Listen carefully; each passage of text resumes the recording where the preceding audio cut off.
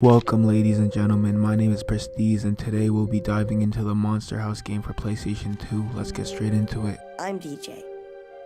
For my whole life, this was the house across the street. Old man Nebercracker's house. You know how every block has a cranky old man that doesn't want you on his lawn? Nebercracker ate those guys for breakfast, along with children and dogs, and as rumor had it, his own wife. But I found out that those rumors weren't true. Nebercracker wasn't a monster. His house was. I told my friend Chowder. He didn't believe me. Then the house tried to eat him. He believes me now. While studying the house, we met Jenny. She's really smart for a girl. Okay, smart for a boy too. Okay, fine, she's smarter than me. It was with Jenny's help that we formed a plan on Halloween night to sneak inside and kill the monster house. The police caught us and locked us in their patrol car. And after they were eaten, it was our turn.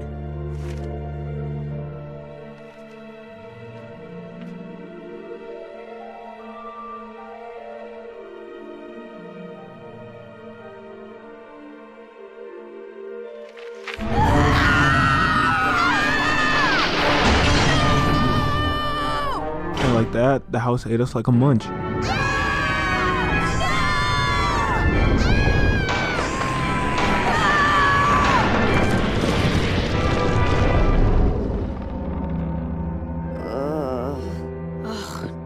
Now I know how taco meat feels. That makes two of us. Shh!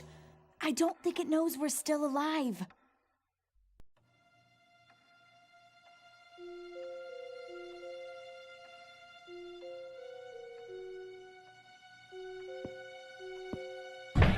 Chowder! I didn't do it. You guys. Jenny!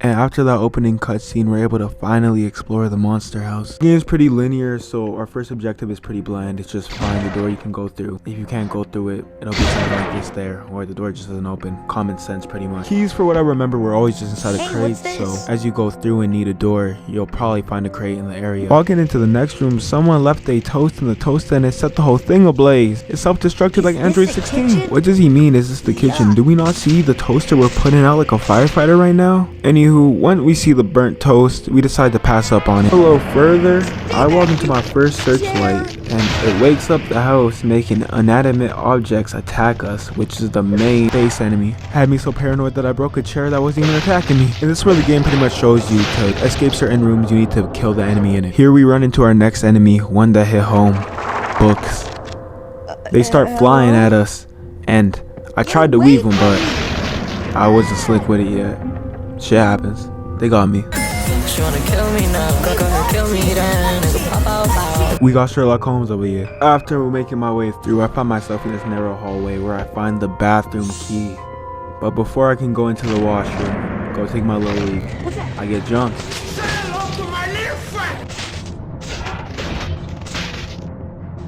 Yeah, I dropped them houseware.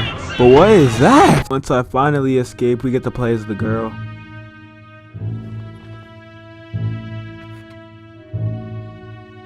Guess the maid has the day off. Ho ho ho, get it? The house is dirty.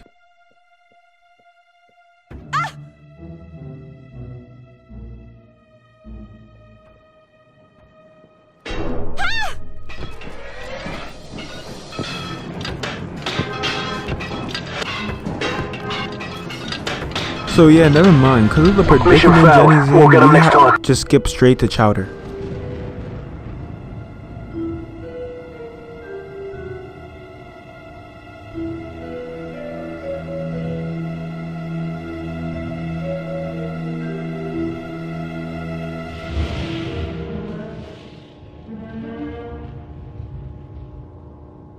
Everything's cool. Everything's cool. I mean, it is kind of cool. It's Halloween and I'm stuck in a monster house. Like, come on now. But yeah, we had to find our way through the plant room up until plants start flying at me. So yeah, escaping the plant room, more shit flies at me. And that 3-piece lamp thought it was tough, so I made it short circuit. Yeah. How you like them apples? This is where I had the realization the game kind of has you loop through everywhere you've already been with different characters. So this isn't just the kitchen. Tell me how I turned wooden chairs foldable.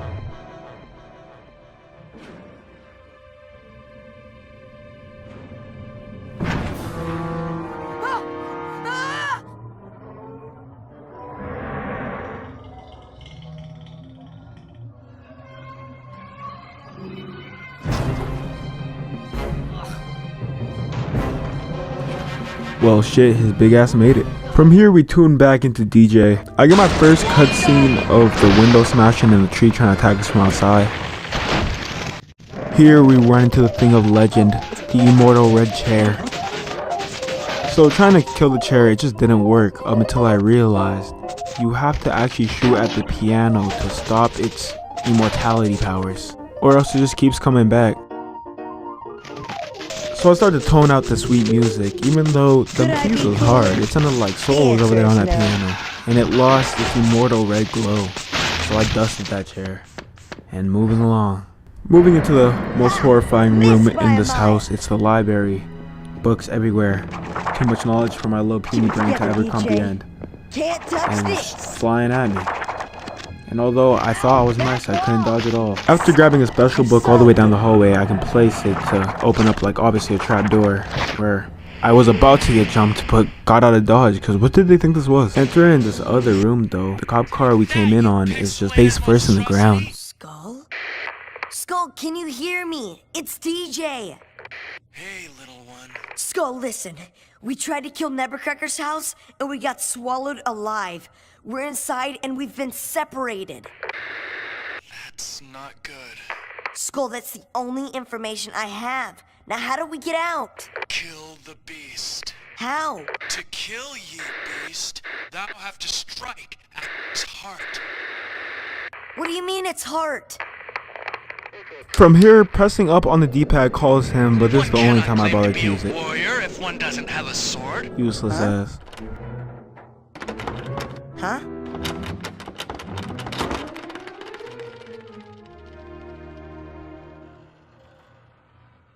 So, moving into the laundry room, a crate falls off the fucking top of the shelf because the washing machine was going fucking blood gang brazy. So what am I supposed to do with it, you may be asking?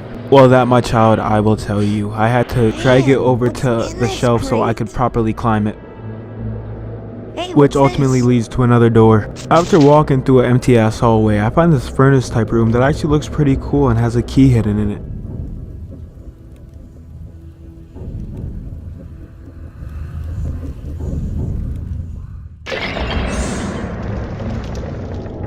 After finding the laundry key, I go back through the laundry room where I have to move a bunch more crates and ultimately unhook a staircase to get just upstairs. Getting up here, the space felt so small that I felt in real life claustrophobic. Now being upstairs, we see the house's uvula. I would love to rock that thing back. We don't actually walk too far with DJ before getting switched into a different room.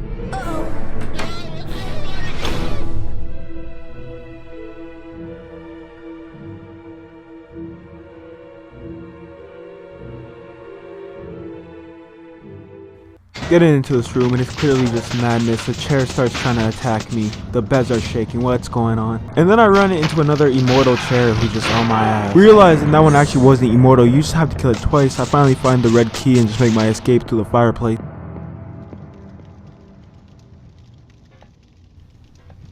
Tension's at an all-time high because the first thing we see here is a searchlight right through the window. Accompanied by the hatch we have to move crates over to actually get into. After beating them fodder little chairs and whatnot, I can get through the hatch, ultimately finding the crypt key. What am I supposed to do with that?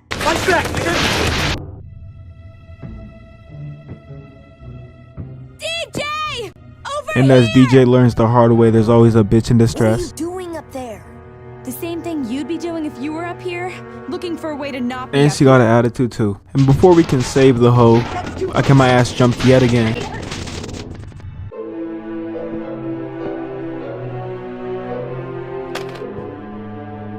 Hey, yo, no homo with my man. DJ got a crazy arch right now. Thanks for exhausting exhausting all possibilities. Maybe we should try cutting it open with your sharp wit. Yeah, bitch. Sorry. I get sarcastic when I'm frightened. Look, I better try to find another way.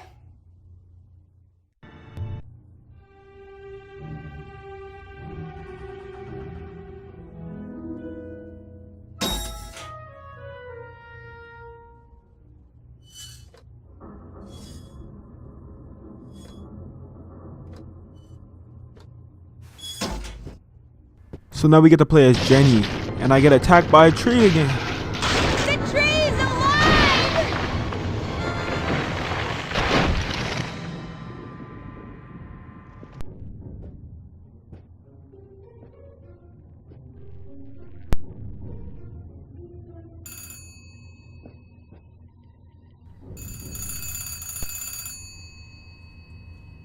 Does Shorty just not see the possessed closet?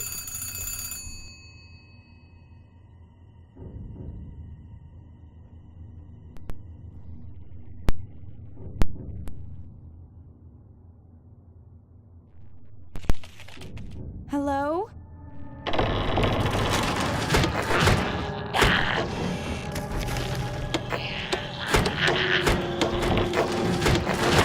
This is where we fight the TV, who's like a mini boss who's just thrown in to add a little bit more difficulty. Nice try, monster! Spoke too soon. I've got a bad feeling about this room. So yeah, everything just starts moving again, but nothing's actually killable. So just exploring, I realized I can just walk straight out of the room.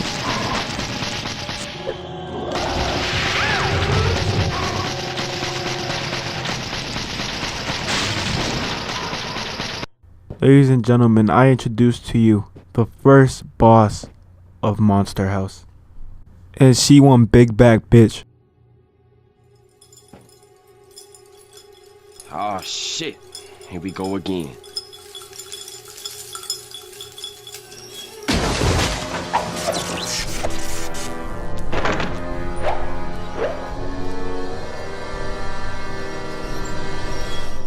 First one-on-one, first toe-to-toe, the monster destroyed my ass. And this is where I learned, if you die you start all the way from your last checkpoint. Second time though, I spun back with a vengeance and dropped that goofy looking monstrosity.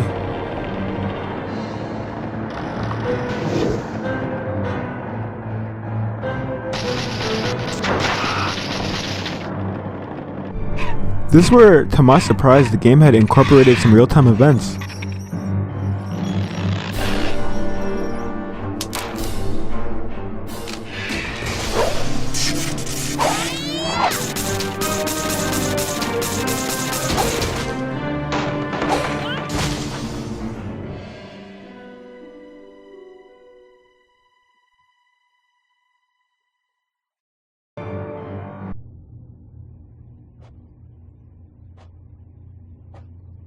Had to walk it down just to make sure.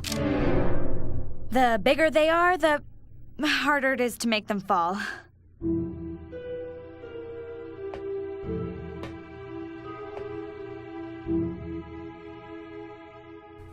At this point, the game points out a dumbwaiter, the same one that Chowder jumped into. After doing some walking around, I get trapped in Mortal Kombat with the lamp.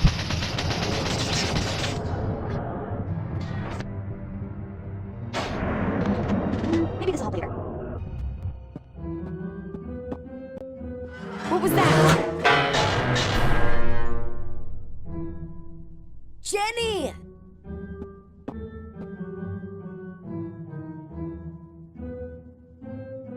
Hang on, I'll be right there. If the tree doesn't get us first. What the?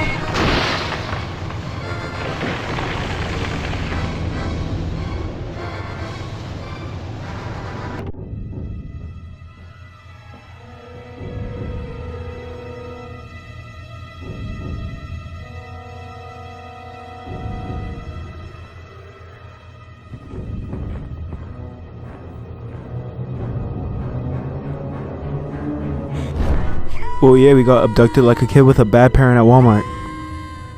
Cutting back to Jenny, she's just playing with the train.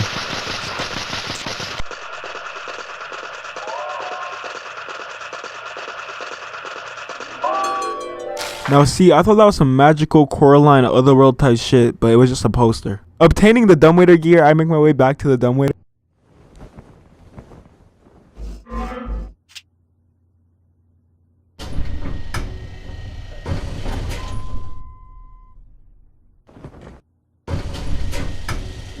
Now we on chapter 5, playing as Chowder's big self, probably wishing he was at home with a bag of chips or something. Oh, my head feels like I just took a math class.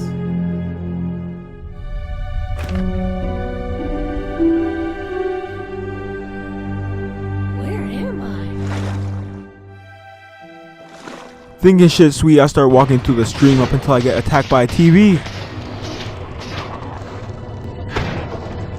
Trying to move on and be peaceful, I get attacked by another tree band, followed by yet another fucking TV.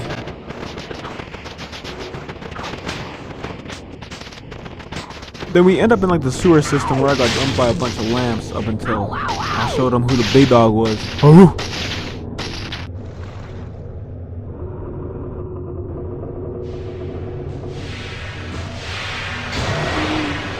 So yeah, this pipeline looks like a complete mess with pipes coming all through it, but it wasn't actually as hard to walk through as it seemed.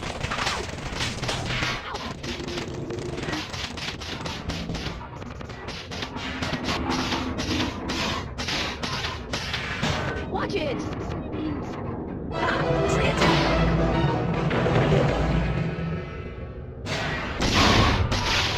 I love this animation where he cautiously just looks behind him.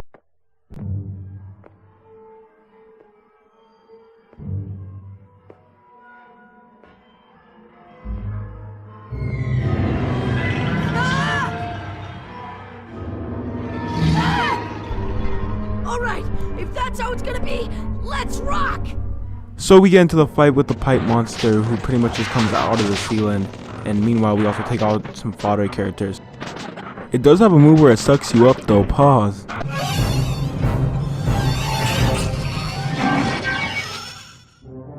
Haha, never underestimate the chubby sidekick.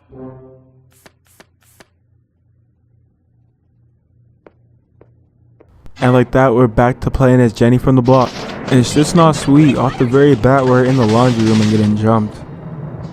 After dropping the few enemies here though, we can easily just leave. Then get attacked by a tree branch. So just heading down the hallway, thinking shit sweet. I saw the two TVs try to hit beforehand, you can't. So yeah, gotta take the TVs on one by one.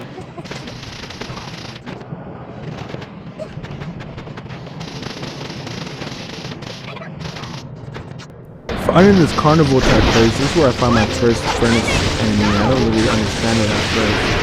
It's just throwing heat and steam at me, so that's really nothing. But then I realized that it eventually will open its lid, and that's when you put out the fire.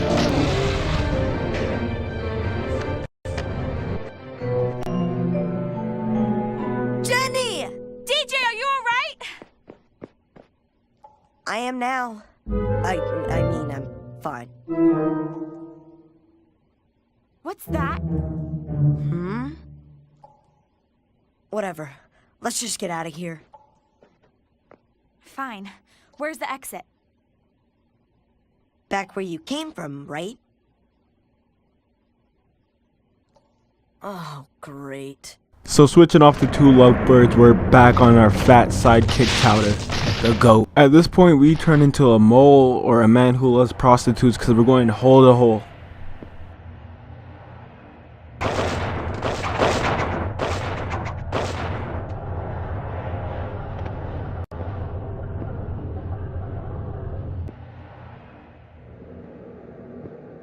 After the whole run, and we find a room which is just filled with kids' letter blocks.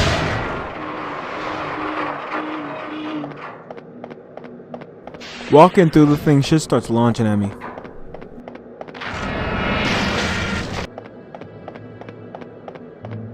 Not good.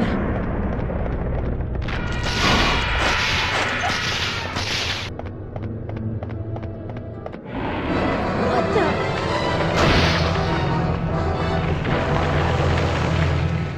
Them branches will never catch me slipping. After making my way out of that guarded ass area, I just had to move some crates to simply open my way.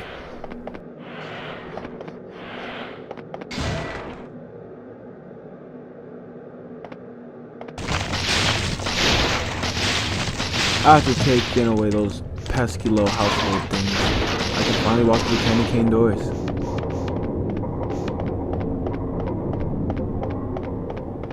And I wasn't ready for what awaits me on the other end.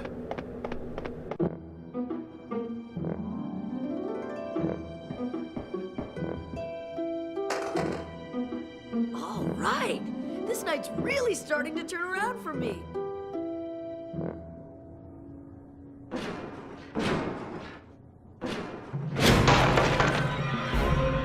Oh no!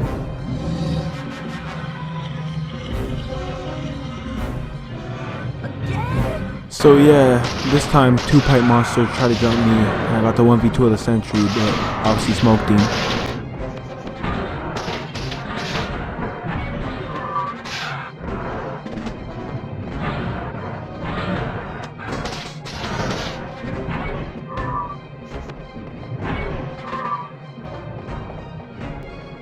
At this point, we find ourselves back in like the Carnival type area, but this time with Chowder instead of Jenny. At this point, we're introduced to the Ferris wheel, and pretty much you go through whichever side is open to ultimately go find like an arcade game. You go clear it, and then the other side's open. The first game is pretty simple, it's just shoot the duckies.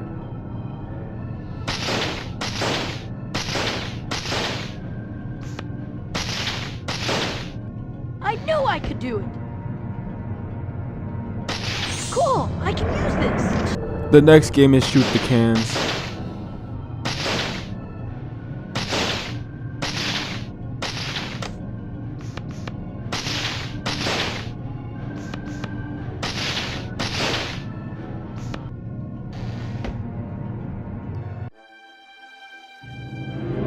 Chowder! You guys act so surprised that I made it. I'm not surprised at all. I'm a little surprised.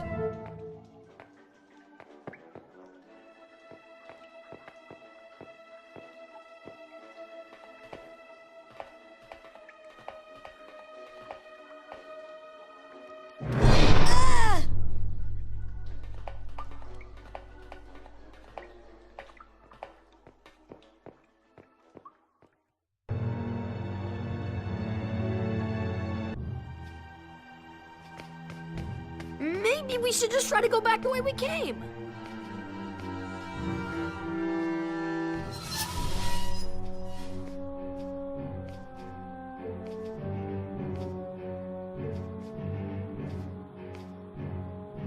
Look.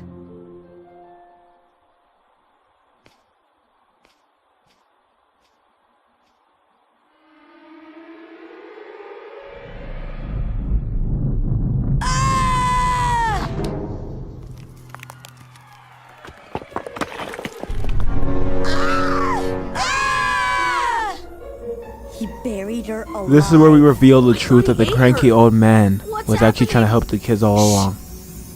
Look.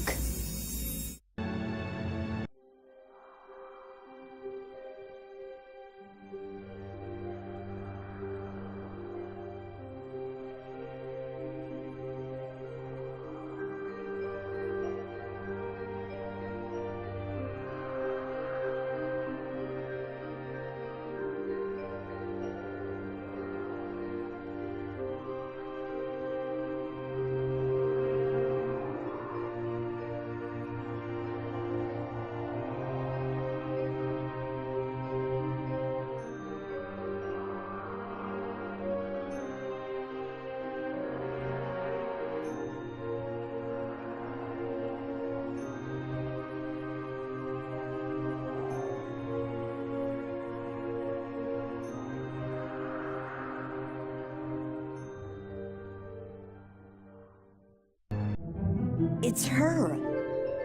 The house is Nebercracker's wife. After she died, her spirit went to the house she loved, and she attacks anyone who comes near her. And what does she do to the people who run around inside her? There's only one way we're going to get out of here. We have to destroy the heart. The heart is the furnace, and we have to put out its fire.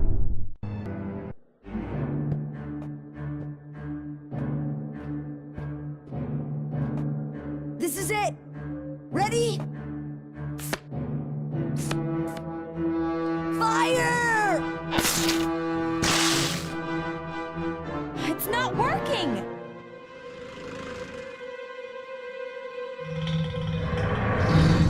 Jenny!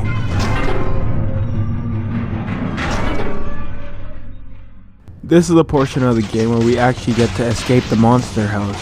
But of course, to escape we have to get through rooms, and to get through the rooms we're ambushed by like 10 to 12 enemies in each room.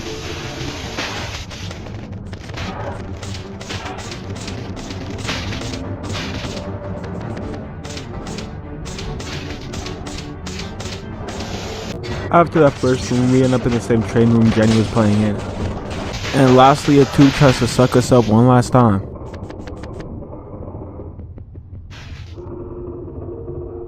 Missed my mind!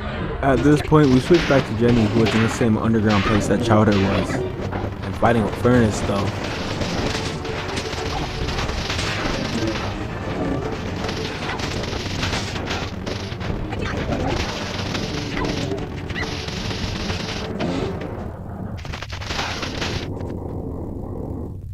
Getting sucked up by that tube, we have yet another instance of getting jumped by TVs.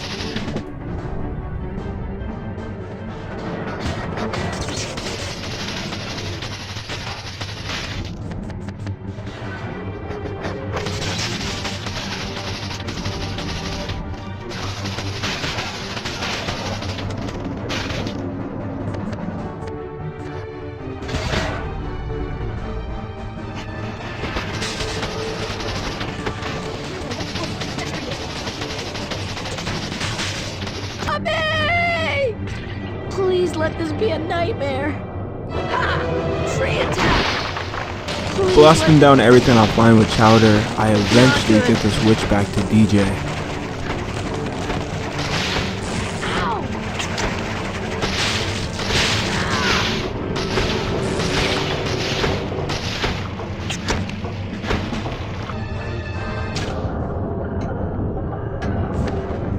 And at this point in time, my dodges are on point.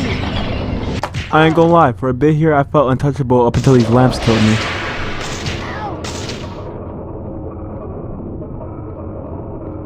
I can't. Anywho, making it out of the monster house, this is the cutscene we get. For such a small house, it sure is easy to get separated. Whoa! Hang on, Chowder! Help! Ah!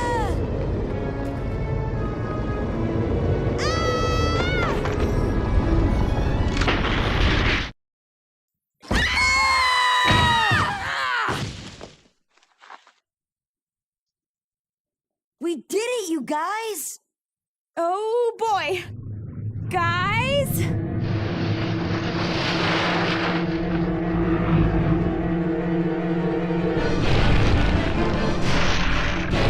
So yeah, at this point we get a chase scene where the house just hawks us down the road, and if anyone actually falls behind, this is the cutscene we get. Or if you're later in the run, you get this one.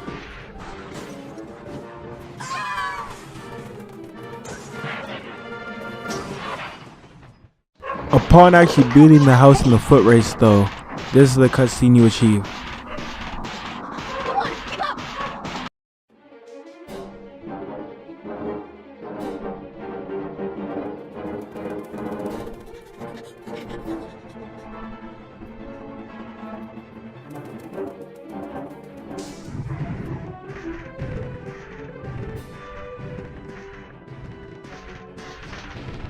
Hey, house! I'm gonna renovate you! So yeah, Chowder being the G that he is, hops up in the crane and we get to one-on-one box it out with the monster house.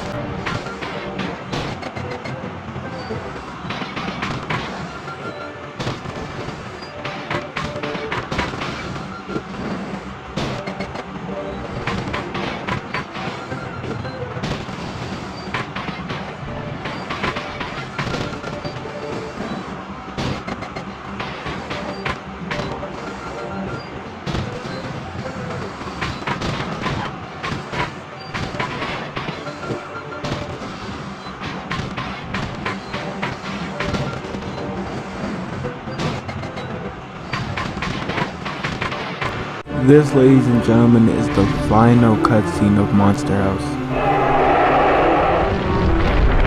Booyah! Excellent, it worked!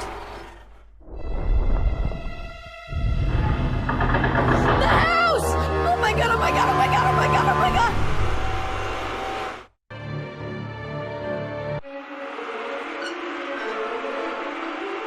Maybe this isn't such a great idea after all.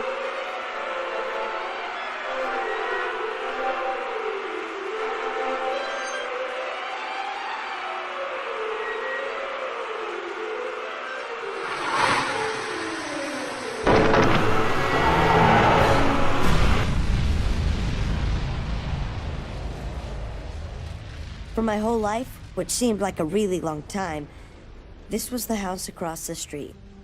Old Man Nevercracker's house. Then one night, I blew it up. The spirit of Nevercracker's wife was set free. Constance was at rest and the monster house was no more. The neighborhood was saved. In that moment, Nevercracker changed before my eyes. From an unknown monster to a sad old man. His living nightmare was finally over. Chowder and I both changed in that moment too. Not that we stopped trick-or-treating or playing with toys or anything different you could see, really. Something changed inside our heads. An idea. The idea that the neighborhood didn't belong to our parents or the police or monsters.